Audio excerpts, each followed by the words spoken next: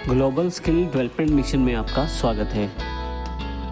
हमारे पास यहाँ यदि आप एग्जांपल में देखें तो सबसे ऊपर फॉर लूप को हम चुनते हैं। सबसे पहले फॉर लूप में हमारे पास इन तीनों पॉइंट्स को स्पेसिफाई करना पड़ता है जो हमने अभी जानकारी ली।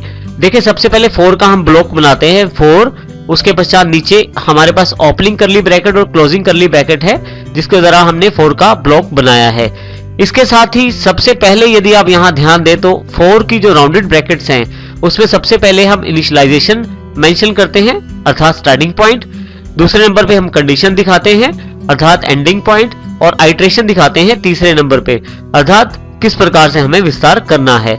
इसको आप नीचे एग्जांपल में भी देख सकते हैं। देखिए हमने इसके लिए एक इंटीजर लिया है काउंटर। हमने काउंटर में सबसे पहले एक असाइन कर दिया है अर्थात जो हमारा इनिशियलाइजेशन पॉइंट है।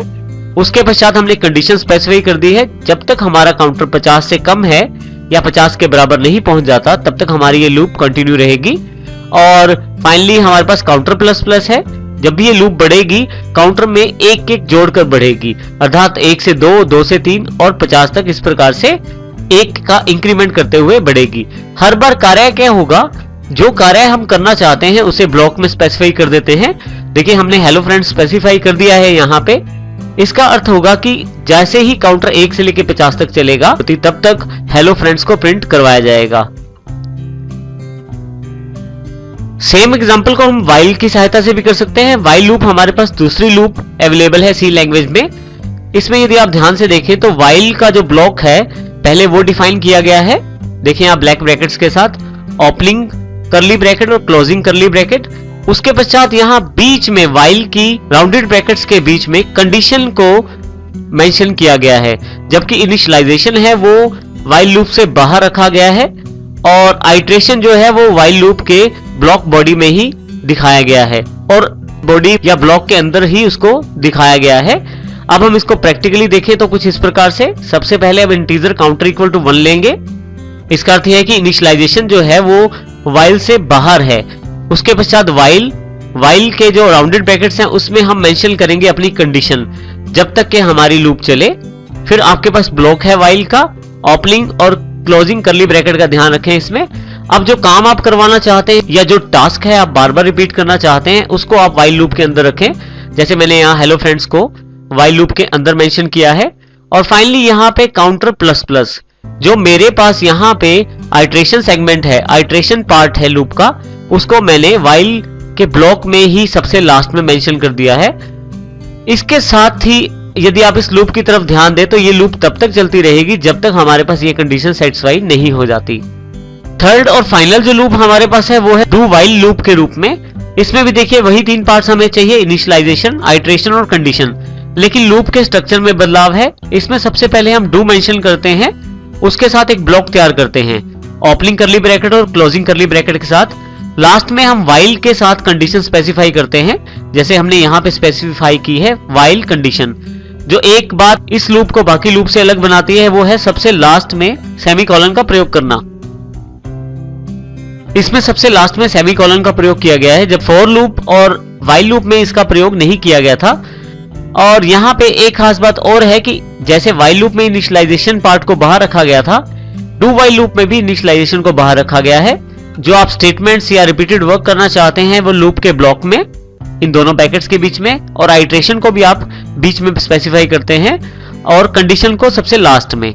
इसी तरह से यदि इसका प्रैक्टिकल एग्जांपल देखें तो नीचे की तरफ इंटीजर काउंटर इक्वल टू 1, सबसे पहले हमने इनिशियलाइजेशन पॉइंट सेट किया, उसके बाद डू, और देखिए यहाँ पे ब्लॉक सेट किया, पहले ब्लॉक बनाया हमने। ब्लॉक में हमने जो कार्य हमने करना है वो हमने सेट किया यहाँ पे printf हेलो फ्रेंड्स के रूप में, और यहाँ पे आइट्रेशन पॉइंट बता दिया counter plus plus. Finally while counter less than equal to 50, जब तक काउंटर 50 से छोटा है या 50 के बराबर नहीं पहुंच जाता तब तक कार्य बार बार होता रहे। एक सबसे मुख्य फर्क जो फॉर लूप व्हाइल लूप का डू व्हाइल लूप के साथ है वो है कंडीशन का बाद में चेक करना।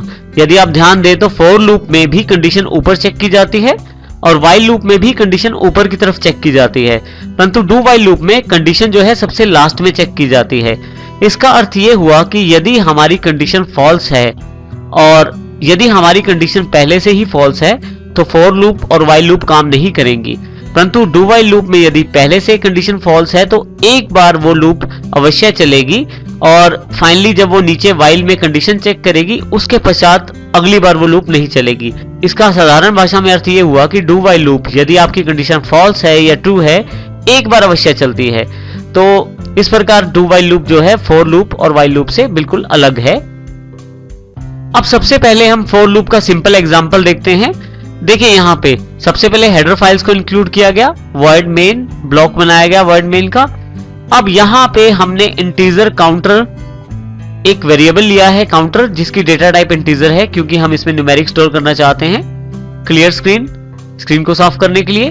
और यहाँ पे सबसे मेन पार्ट हमारे पास ये सेक्शन है, इसमें हमने फॉर लूप के साथ प्रिंट करवाना चाहते हैं हेलो फ्रेंड्स को 50 बार। तो इसमें सबसे पहले हमने काउंटर को इनिशियलाइज किया है 1 से, अर्थात स्टार्टिंग पॉइंट है।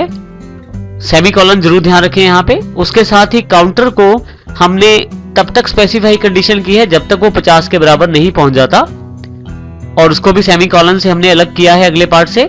थर्ड पार्ट है आइट्रेशन का। हम चाहते हैं एक एक जोड़ा जाए, अर्थात काउंटर अपने आप में एक जोड़कर आगे बढ़े और उसके पश्चात जो कार्य करना है वो है printf hello friends.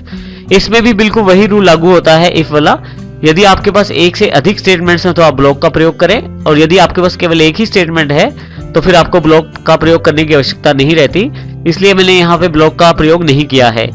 Finally get ch और यहाँ मैंने मेन फंक्शन को क्लोज कर दिया है